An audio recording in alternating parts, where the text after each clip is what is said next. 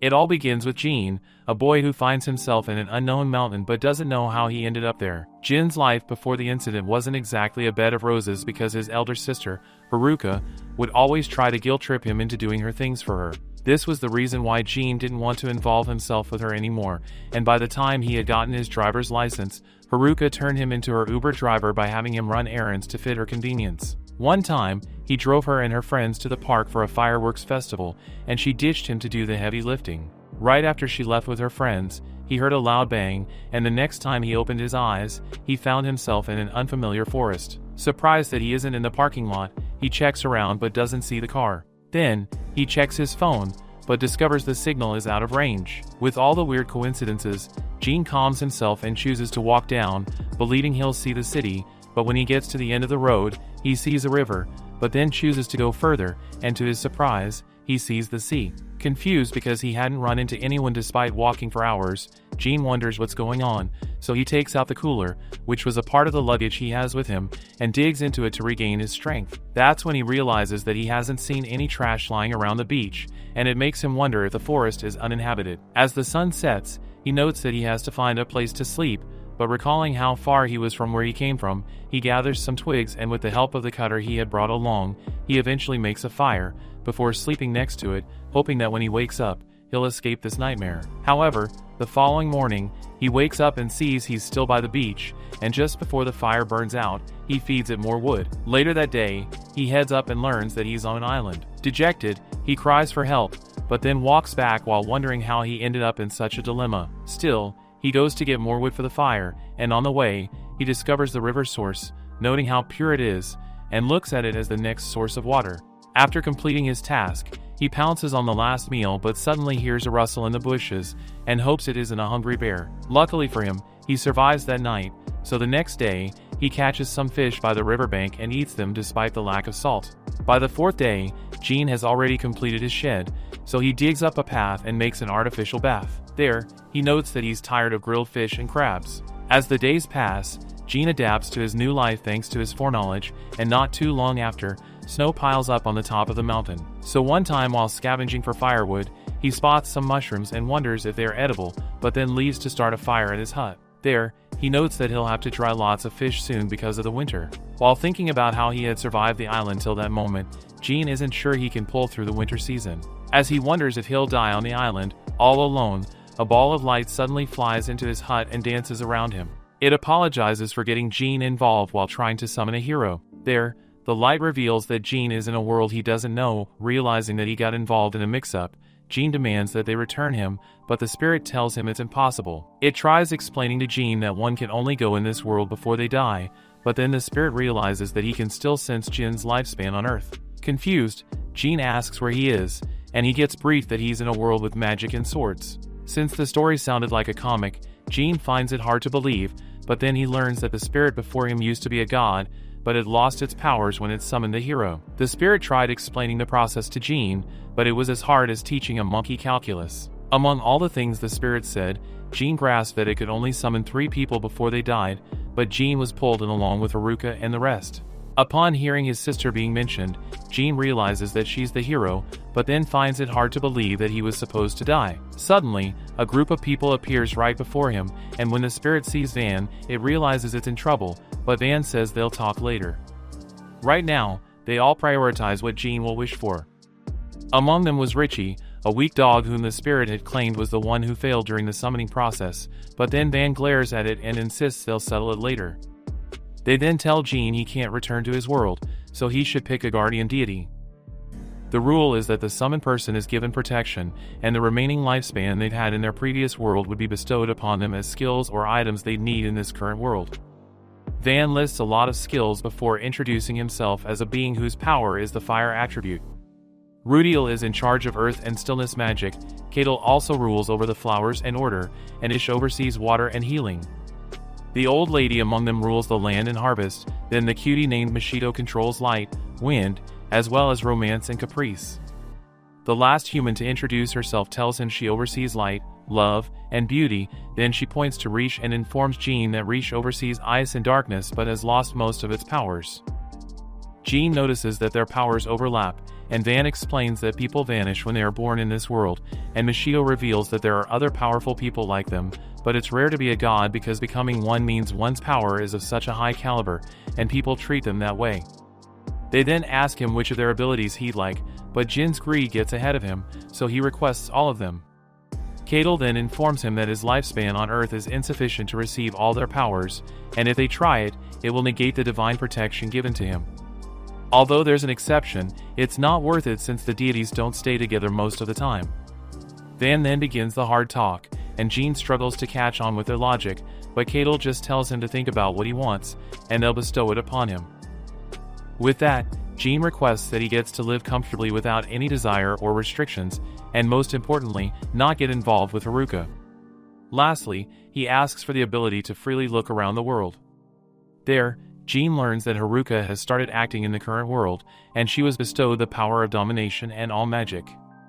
Hearing this makes him shudder and wish not to be near her, no matter what. Isekai'd thinks about Jin's wish and then lists out tons of abilities that'll fill a PDF, before asking if Jean is okay with them. Among all of them, what catches his attention is the Hero Annihilation ability, and immediately, he accepts the powers. The deities hand him their blessings. First, he's given a sword that'll make Roronoa Zoro jealous, a blade that can cut almost anything. Van then hands him a powder that aids vegetation growth. The deities then thank him for not nagging at them for summoning him without his consent, but he surprises them by asking if he can take Richie along. Even though they tell him that Richius is almost blind and out of power, Jean agrees to take the mud along, and Ridiel grants him his abilities, saying they are compatible with him, before teleporting him into a safe house. When Jean opens his eyes, he realizes that he's been transported to a vast and beautiful land with a mansion. When he gets to the door, he sees that his hairdo was made to match the current world dwellers, so he heads in and is shocked by how spacious the place is. While exploring the building, he runs into a storage room and examines all the produce stored there, which has him wondering if he's in a dream. He sees 2 different types of fish swimming in a bucket and wonders if the water is connected to Japan. Just from staring at the fish, his tummy growls, so he makes up his mind to eat right after having his bath. He goes straight to his hot tub and relaxes, noting how long it's been since he had a proper bath. There, he has some shower thoughts, wondering if he can use the skill he received from the gods, so right after his bath, he uses the appraisal skill and learns that he needs to open the water gates so the water turbine underground can move. With that, he learns how to polish rice, so he tries it and cooks some for himself and Richie. He then promised to offer it meat as soon as it gets better. Right after, Jean cuts a slice of ham, chops cabbage, and prepares it to go with the rice. By the time the food is ready, he settles down to have the first proper meal in a while, and is amazed by the difference in taste with spices present. As he feasts, he notes that he survived the hardship. Later that night, he lies on his bed and notes that he doesn't need to worry about the fire going out anymore, nor would he be frightened of beasts coming, so he accepts the reality of living in the unknown world. Till daybreak, Jean struggles to fall asleep because it's been a while since he slept on a soft bed. Weeks pass, and Jean gets used to living in the house. After eating and securing a lot of rest for a while, he does his laundry and heads back inside to prepare a meal. When he gets to the storeroom, thanks to the appraisal skill, he can make basic dishes based on the main ingredients present. However, due to Jin's limited knowledge of food preparation, he hopes to try various cuisines that he can find in this world. He craves ramen, but then he doesn't have the required ingredients, so he switches to making rice and curry. While eating, Jean notes that he doesn't have a sack to store ground wheat, so he thinks about going to the shop with the money he received from the gods. After his meal, he picks up the world map and locates Canum, a place recommended to him to get items, so he immediately teleports there using his transition skill. Canum is a city close to the forest where monsters dwell, and naturally, adventurers tend to gather in places where monsters appear. Jean enters the city as an independent knight and says it's best he registers in the city's adventuring guild. But when he notices people staring at his new clothes, he buys a cloak so he doesn't stand out. He then goes shopping thanks to the money he received from the deities, and he guessed that Haruka probably received the same amount. He checks around town and purchases a lot of items ranging from utensils to farm tools, and from the shop owners, he learns where they sell armor and swords, so he goes there and purchases a random sword along with an expensive piece of armor.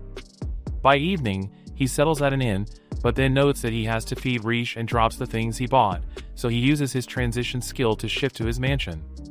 The next day, he visits the Adventurers Guild and registers by paying the fee rather than doing a commission without a reward. There, he reads a book that has the record of the Demon Forest and learns that the monsters there were animals that were possessed by evil spirits.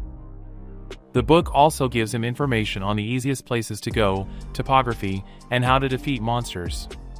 Suddenly, an adventurer named Dean shows up and confirms that Jean was the one who asked for an escort to study as an adventurer. Dean then reveals he's a 2-star silver, and Jean will end up being his last junior for him to guide. Jean wonders if it's okay for Dean to instruct him alone, and he nearly reveals his real name, but then introduces himself as Jean. Suddenly, Dean's sister, Emile, comes along and complains that Dean randomly accepts newbies to guide rather than nobles.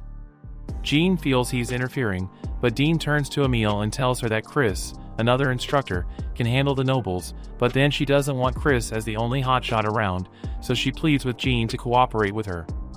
Once Kana learns of it, she scolds Emile and tells Dean that although he has the right to refuse to educate his juniors, he must, however, pick from the group of candidates the guild has brought up.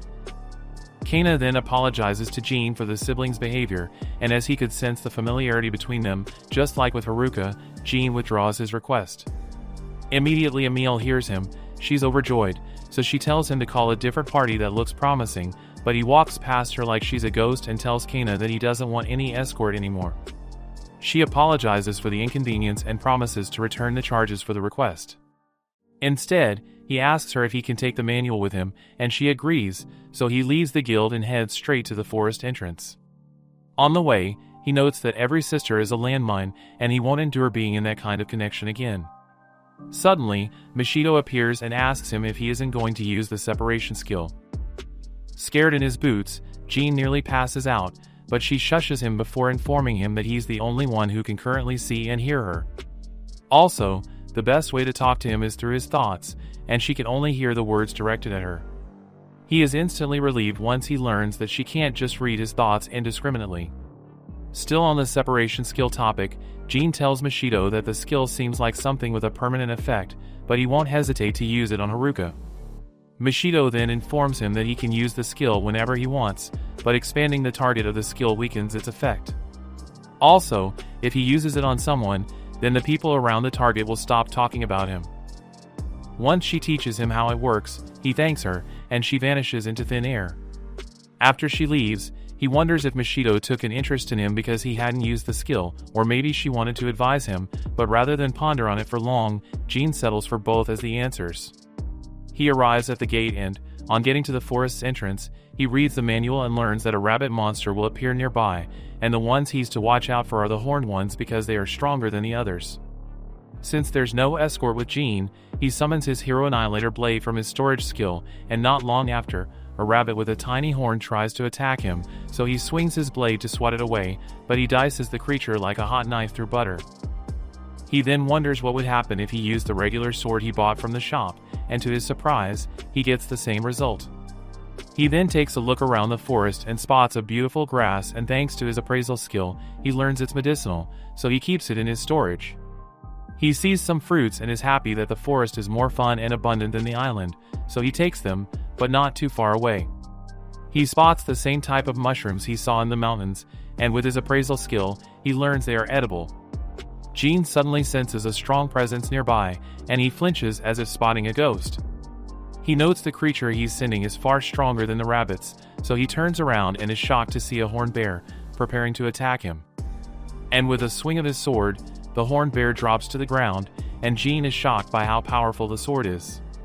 Mashido appears suddenly and asks him if he won't use magic, and Jean, who nearly suffers from a heart attack, warns her not to startle him next time. Jean then realizes that he hadn't thought of using magic and even wonders if there's a point in using it at such a low level, but then he tells Mashido that he wants to try it out. He tries looking for a monster, but Mashido tells him there's no need to walk around, and all he has to do is use the search skill. There, Jean remembers he had such a skill and then tries it, and to his surprise, his vision zooms in like a Samsung camera on a horned rabbit, and he realizes how much easier things would have been if he had utilized the skill from the beginning.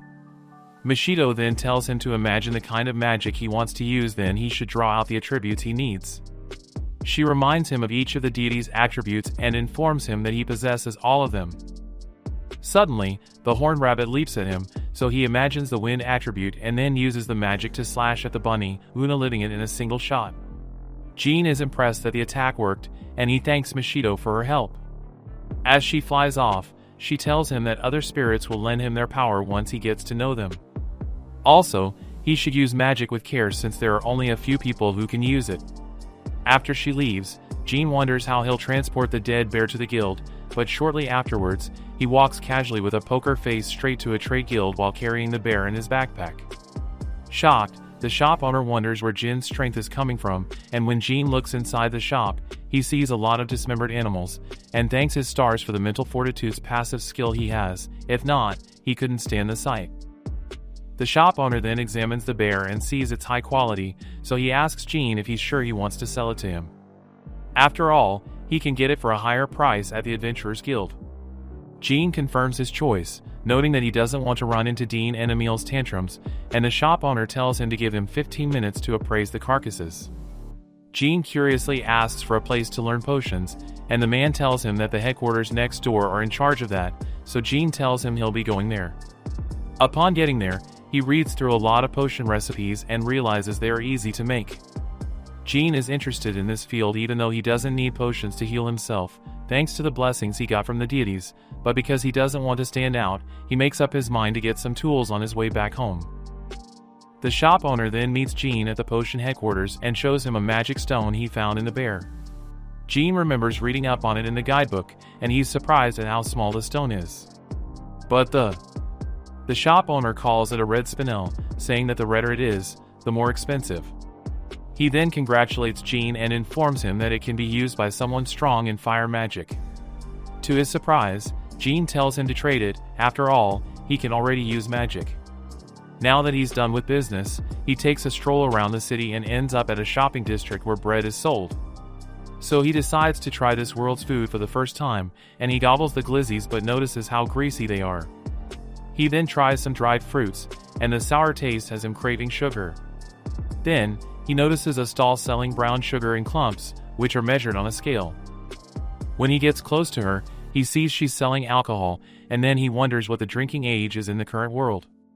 Suddenly, he spots a group of people gathering around a shop, so he goes there and sees they're watching a stall owner roast pork, so he joins in and learns they sell pork slices with bread.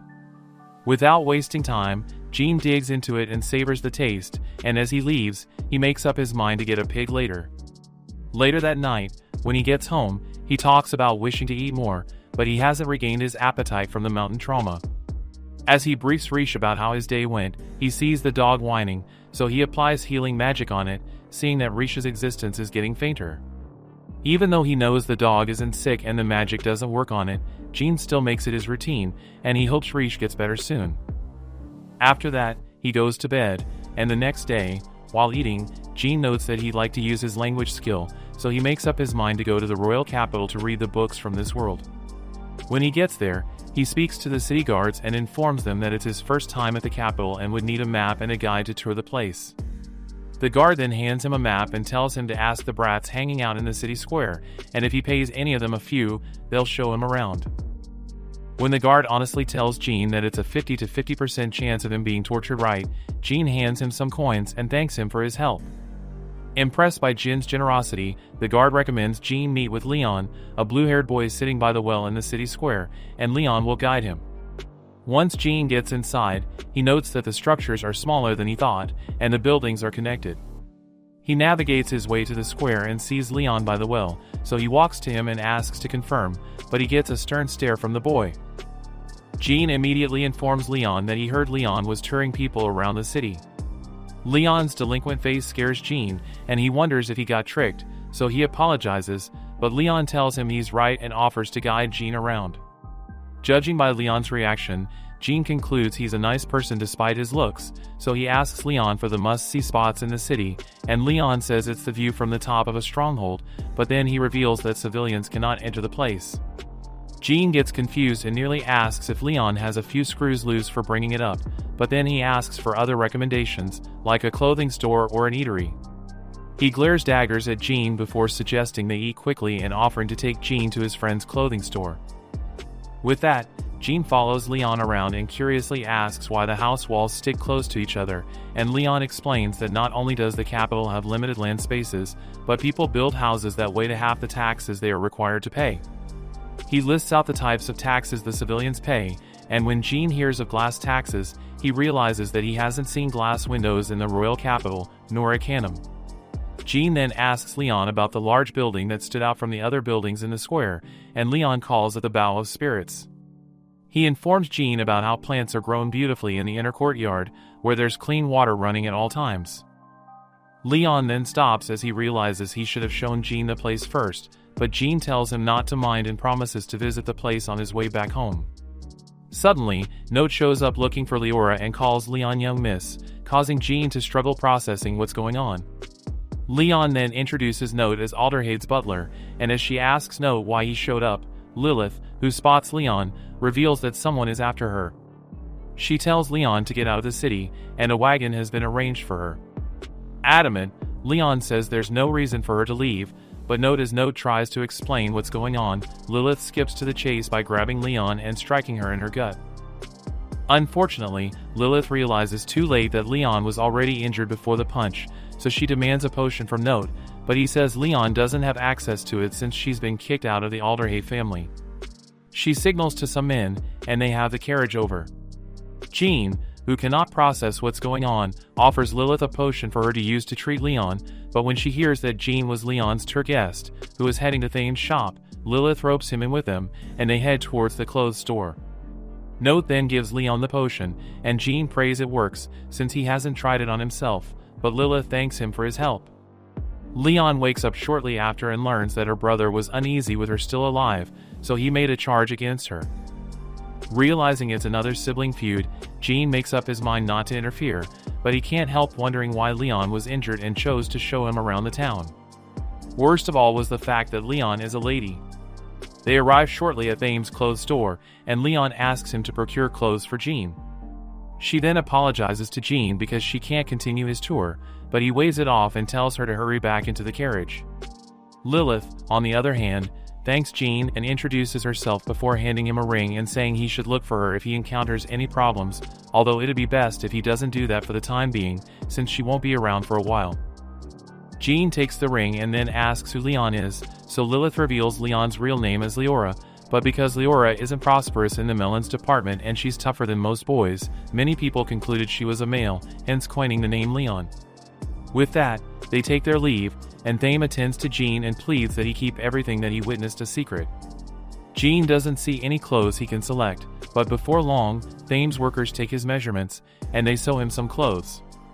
A few hours later, Jean buys some bed covers, so he goes to a corner where he can't be seen and hides them in his storage, and it's thanks to his exploration skill that he gets to find unpopular places in the city. He sets his next goal to visit a bookstore, but then decides to eat first, so he gets some food before grabbing some books and heading home. Later that evening, he tries reading a book under the dim candlelight, then he thinks about making a lamp, but then he recalls Mashido's advice, so he imagines the light attribute, and immediately, a ball of light appears. Jean is overjoyed, and as he recalls the day's events, he thinks about Leora, the weird, good lady, and prays for her safety. At that moment, Riche opens his eyes. After acquiring everything he needs from the forest, Jean turns to Riche and calmly says they're heading back. As they make their way home, he reflects on how recently Riche had been unconscious and how relieved he feels now that he has fully recovered. Back at the house, Jean carefully stores his new harvest and thinks about how he learned raising livestock, making cheese, and even helping out with carpentry. Due to the lingering smell of medicinal herbs, Jean plans to build more dispensary sheds before winter and decides to gather building materials. Shortly after, he notices the cork oak seedling he bought earlier and steps outside to plant it, adding a growth powder for quicker growth. To his shock, the seedling suddenly grows into a tree right in front of him, and he recognizes the amazing power of the powder. Examining the trunk, he realizes the wood would make excellent raw material. He then decides to go shopping in Canum and deliver the game left in his storage. When he arrives in Canum, Jean finds himself reconsidering his routine of constantly renting rooms just to deliver goods and wonders if it's better to rent a house in the town. As he walks through the street, he spots a handkerchief lying on the ground. Looking around, he notices Emile standing nearby and realizes that she has been stalking him ever since he unloaded a bear and potions at the trade guild. Jean ignores all her attempts to get close to him like she's a leech, then he decides to rent a house. Before long, a realtor shows him a new building that is cheap and safe.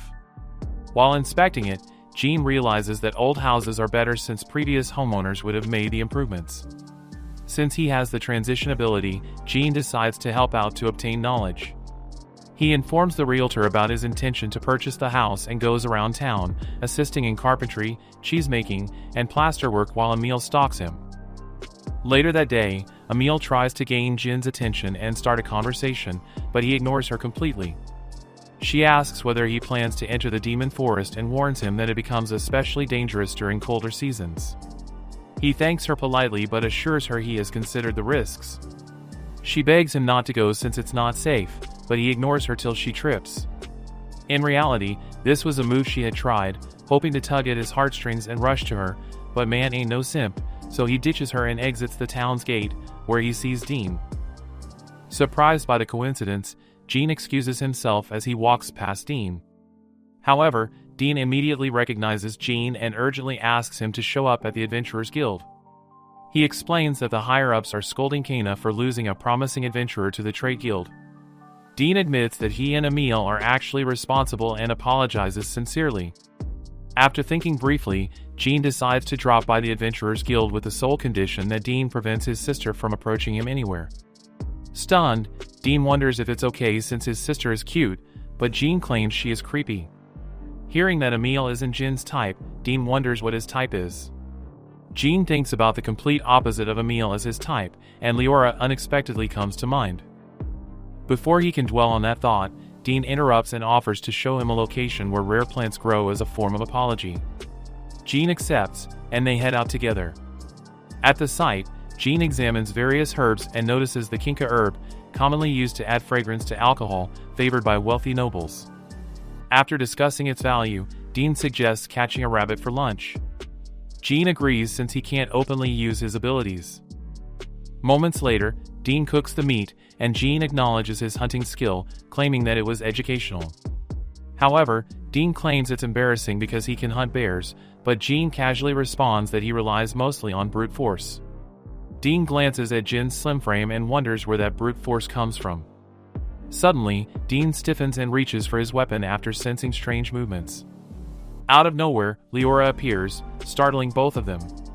She apologizes, and Jean asks why she's there. She reveals her intention to hunt bears, but Jean quickly considers how to manage this situation, since Dean does not know her true identity. Dean asks if they know each other, and Jean affirms it. Leora introduces herself to Dean with her alias and then apologizes to Jean, claiming she will pay him back for the potion he gave her. However, Jean claims she's not indebted to him since she showed him around the town.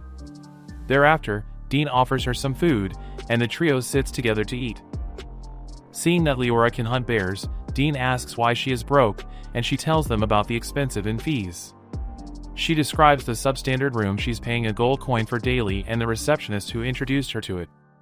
From the description, Dean and Jean immediately realize that Emile is involved with those reaping her off. Dean quickly vouches for Emile and faults the inn, but Jean talks about his weird sister complex.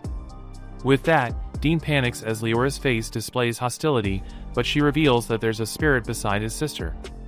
She also talks about the mark of that spirit's influence floating around Dean's head. Jean wonders what she's talking about, but Dean says he can't see it, claiming that it's weird to see a mark. Suddenly, Jean sees the cute petal on Dean's head and struggles to hold back his laughter after seeing Dean's poker face. He wonders if it's an artificial flower and excuses himself before pulling it off.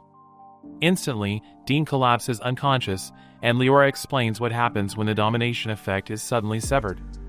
She then asks if he can see and touch spirits. Jean confirms it and thinks about Riche and the other spirits called gods that show themselves whenever they want. With that, Leora reveals that he is the only person other than her father with such an ability. Jean asks about her bloodline, and she claims that only she and her dad can see spirits, but they can't touch them. She advises Jean to be cautious because people will covet his ability. Half-jokingly, Jean suggests silencing Dean permanently and asks if Leora is fine with Dean knowing her ability. Leora firmly states that she does not want Dean harmed, especially if he is Jin's friend. When Jean casually mentions that this is only his second meeting with Dean, Leora immediately suggests leaving him unconscious for a bear to devour. Seeing that she has the same train of thought as him, her sudden resignation to fate shocks him, and he realizes that she's someone who gets the short end of the stick. Following that, Leora asks if he can see the spirit following her, and Jean suddenly notices the little bird pecking her head aggressively. Seeing it clearly, he is left completely speechless. The little bird continues pecking at Leora's head without pause, but she ignores it completely. Jean asks if it hurts, and she briefs him about the dull but unbearable pain she is feeling. Thinking deeply, Jean wonders how the incessant pecks only cause dull pain, but he suddenly notices the band of light around the bird's neck, which seems like a collar. Upon appraisal, Jean discovers that the bird's name is Rue, and it is a captured spirit. To his shock, Rue was sent by Isekai'd Rulatentine to make Leora look more manly. Moments later, Leora reveals that the spirit was attached to her by her father since she was 7 years old, but Jean wonders how she put up with the dull pain for so long and is curious about her father's reason for doing so. Leora then claims that her father wants her to become an outstanding successor, but Jean wonders why, while pointing out that she has a younger brother. At that moment, Leora explains how the spirits were sent to her based on the rumor that her father did so after getting drunk and waking up next to a woman. Leora goes on to explain that the country doesn't have issues with the successor's gender as long as they are the firstborn. However, her family has served in the military for several generations, and her father did it, so there won't be gender differences when she trains there. Jean then talks about the downside of doing so since strength and stamina matter, but he notes that it is weird for her to be more manly. He apologizes for involving himself in her family's matters and suggests that she release the bird spirit that is desperately pecking her. Leora reveals that it should have been released 2 years ago, but her father collapsed before he could undo it. She asks if he is capable of doing it, and he affirms with uncertainty. Jean then suggests releasing it after they return to town. Leora decides to leave it to him and intends to reward him no matter the outcome, but Jean reminds her that she is broke. He asks about her lodging, and after she claims she will hunt bears, Jean recalls that it's why she came there in the first place. Later that day, Dean wakes up and apologizes on his sister's behalf, but Leora says he was influenced by an evil spirit. She discloses that many of the guild's men had the mark, and someone even had a petal on his head. With that, she guesses why Dean had more petals and concludes that it is because he spent the most time with Emil. Jean imagines the scene of men with flowers blooming on their heads and quietly rejects the absurdity. Shortly after, Dean also apologizes to Jean, but he overlooks it because there was no real damage to him. Seeing how dire the situation is, Dean decides to discuss it with Kana before taking Emil to the Bower of Spirits.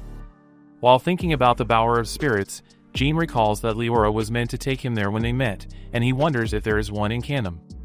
Since he doesn't know a lot about it, Jean decides to stay quiet. After listening to their conversation, Jean discovers that every city has its own Bower of Spirits, but they differ in design. Presumably, it is a place to approach spirits and also cast them out. Soon after, Dean apologizes and tells them about his intention to return to town to initiate his plans. Since they are hunting bears, Dean suggests that they use a conveyor, and he hands Jean a piece of paper containing the details of the conveyor he requested. He offers it to them, and Jean thanks him. Following that, Dean declares he will keep his lips sealed and not reveal their abilities to see and even touch spirits. As they part ways, Jean confirms internally that Dean had already suspected his unusual ability to touch the mark of spirits. Moments later, Jean and Leora work together to defeat some wolves. Afterwards, Leora praises Jin's skills, but he also thinks she's incredible.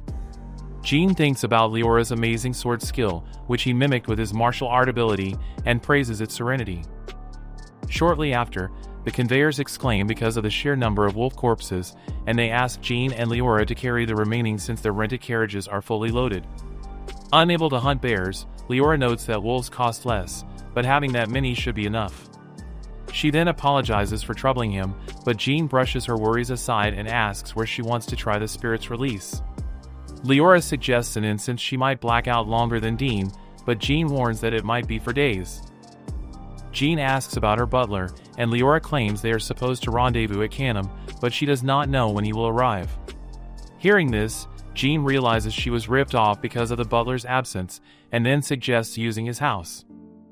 Moments later, they arrive at Jin's house, and Jean welcomes her to his abode. She commends his good taste, and he is glad he had repaired the rental house, else it'd look like a knockoff storehouse. After confirming his weird smell, Jean decides to have a warm bath and also offers Leora. She accepts, and he leaves to prepare the necessities. While drawing water, Jean thinks about bathhouses that have steam baths and bathtubs.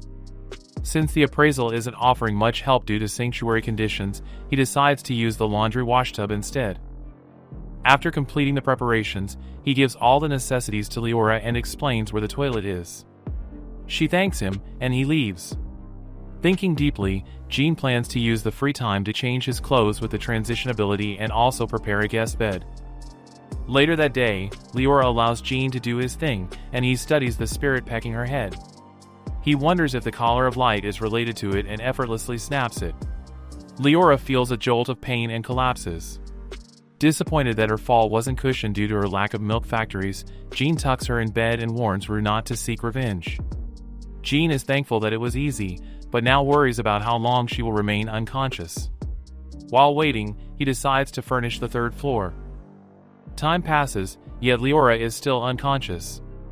Jean apologizes to Riche for the lack of attention. As he reflects on Leora's situation, Mishido, Rudiel, and Pal suddenly appear, requesting the names of the spirits that fled from there. Mishido then reveals how Jin's sister has been recklessly using her large amount of magic even though she can't see spirits. Since she has an obsessive but fickle nature, Jean guesses she will do something rash that year. Mishido further explains how lots of small spirits have been used up, and tells him Namina's warning. At that moment, Jean realizes that the ball of light has a name. Worried, Mishido guesses his sister will dominate the spirits once Namina's power fully returns and she starts seeing them. Rudiel apologizes for involving him against his wish, but claims that the spirits are noisy, and Jean recalls that Rudiel's dominion is stillness. Pal also gives her view on the impact of the current situation on the hero's development. Seeing that Jean does not understand the impact, Mishido asks him to look outside the window and see for himself. Just then, Jean panics as soon as he sees the large number of spirits sticking to his window. Mishido narrates how his sister's dominate skill affects the spirits just by being near her and how these spirits gather around him because of his liberation skill. After Jean asks what to do, Pal advises him to name them, and they will freely scatter without being subject to anyone's dominate ability. Mishido and Rudiel also stress the importance of a strong connection between him and the spirits. However, Jean complains about their sheer number, but Rudiel still asks him to go ahead and later change names if any of the spirits do not like it. In addition, Pal claims he can thoughtlessly name them because the spirits can be renamed by people they like in the future. Jean thinks about the contradictions in the order of people the spirits like, but Rudiel advises him to give them numerical names since the spirits will lend him their powers. After Jean accepts, Mishido leads him outside to give the spirits names, but he wonders if he can continually live a pleasant life once his sister starts seeing spirits. 2 hours later, Jean takes a break and goes to check on Leora. Using the transition skill, he teleports inside the house, but surprisingly, Mishido tags along. While she asks about Leora, the bird spirit perches on Jin's shoulder, and he shows the unconscious Leora to her. He then explains Leora's situation to Mishido, who considers it a maiden crisis. Considering Mishido's words, Jean wonders if she clearly sees Leora as female and immediately argues that he does not have any scandalous intention. After performing a brief blessing, Mishido explains what she meant and reveals that Leora won't have to use the bathroom till she wakes up. Jean apologizes for misunderstanding her, and Mishido brushes it aside while guessing that Leora will awaken the following night. She then asks about the bird spirit, and Jean tells her about Rue. Mishido reveals that Rue wants Jean to rename it, and he thinks deeply about it, noting that he sucks badly when it comes to naming. He eventually picks Azu, and Mishido confirms that the spirit likes it. Soon after, Jean asks Azu to watch over Leora since she might be sad if the little bird disappears. He then teleports back to continue naming the spirits, but Cadel and Ish arrive to praise his good work. Thereafter, Jean resumes the naming process. As soon as he finishes, Rudiel explains how they will seek his help once or twice a month whenever the spirits increase. Before Rudiel can stop Jean, he uses a light spell, which immediately summons a blinding light. Shocked, Jean swiftly covers his eyes, and Machido praises the improvement. After weakening the light, Rudiel asks Jean to open his eyes, and they explain how the spirits are lending him power. Just then, Jean recalls Machido's advice to use magic after some image training, but his stomach suddenly growls. Jean declares that it is dinner time and asks what they want to eat. However, the 5 of them make their demands, but Jean considers the list too unbalanced a diet. After preparing his meal, Jean gives them what they want and eats his own food. While thinking about the situation, he stares at Ish, who's eating a bowl of salt, and worries about his health. Shortly after, Jean asks if spirits can eat food, and Machido claims they can eat but can't taste. She further explains how non-humanoid spirits vary depending on their attributes. Afterwards, Riche demands some attention, but Jean tells him to wait since he is still eating. Rudiel glares at Riche, who is scheming since it used to be his master, and Machido claims it is cute while disclosing that they couldn't get close to Riche like him. However, she apologizes and says that they slightly trust him. Isekai'd then briefs Jean about Riche's past as a powerful deity, and Jean asks if it was an alpha. He explains the concept of an alpha who is considered a perfect leader in human logic before explaining further with a scenario. However, Isekai'd and Machido claim it is different for spirits. In addition, Isekai'd reveals that Riche could speak in the past and was highly intelligent. He advises Jean to take care, and after staring at the Riche's cuteness, Jean thanks them for their concern. Soon after, Machido calls Jean her honey, but he immediately understands what she meant, noting that she loves misleadingly phrasing her words. Thereafter, the humanoid spirits say their goodbyes before teleporting. On the other hand, Rudiel stares intensely at the supposed noble and solitary wolf before leaving. Before going to take a bath and sleep, Jean looks at Riche's cute antics and claims it'll be a surprise if he later discovers that it's an act.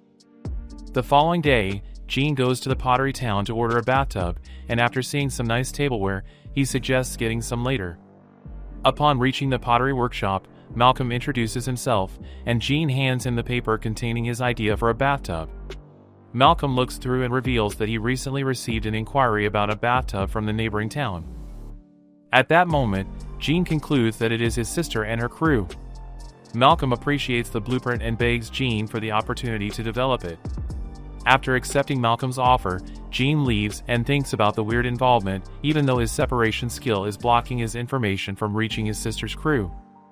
Later in the evening, Leora opens her eyes, and Jean asks if she is okay.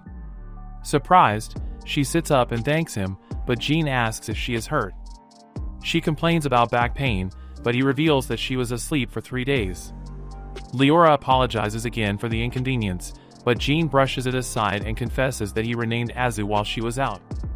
He tells her the new name, and she claims it is a good one. Leora claims an apology is not necessary since Azu likes him, but Jean notices she has a beautiful face without the usual wrinkled brows. He considers her looks as those of a beautiful young man and advises her not to get tricked into someone's bed. She reveals how Jean fares in that advice since she is already in his bed, but he claims he is safe. Since Leora hasn't eaten in days, Jean decides to prepare something for her, and he also accepts her request to stay over. Jean tells her to get better so she can get her rent money from the scammers, but Leora decides to also pay rent to Jean after. The next day, Jean and Leora meet the butler, Note, at the pub, and he is thankful that she is safe. Jean looks around and notices that only a few people have spirits following them, and no one has artificial flowers on their heads. Shortly after, Dean comes to meet Jean and decides to treat him to a meal as an apology. He notices Note and asks about him. Note introduces himself and explains his relationship with Leora.